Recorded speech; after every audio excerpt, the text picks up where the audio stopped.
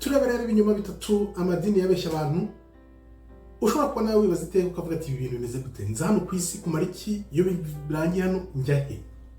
Ikinyoma cya mbere, kugera mu ijuru kw'itorero ntabwo bizaba. Imana irakubwira ngo reka ubwami buze ku isi nk'uko bimeze mu ijuru, kandi ngo uzihangana kugeza ku munota wa nyuma niwe uzakizwa. Muzagenda gute? Ko bigomba kuzaba bimeze nko mu gihe cya Lot, mu gihe cya Nowa, abarokotse bangahe? Mumaze kwanduza isi, none ngo mugiye mu ijuru.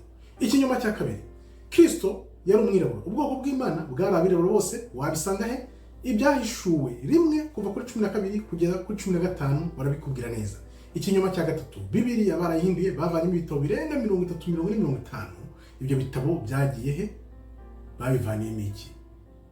Ibaze nawe, bishakisha ubibone, kuko wasanga ari ukuri, kuko narabisomye neza ndabireba. Nawe ubishatse ukabisoma neza ubwawe, uzasanga ko ari ibinyoma bakubeshye.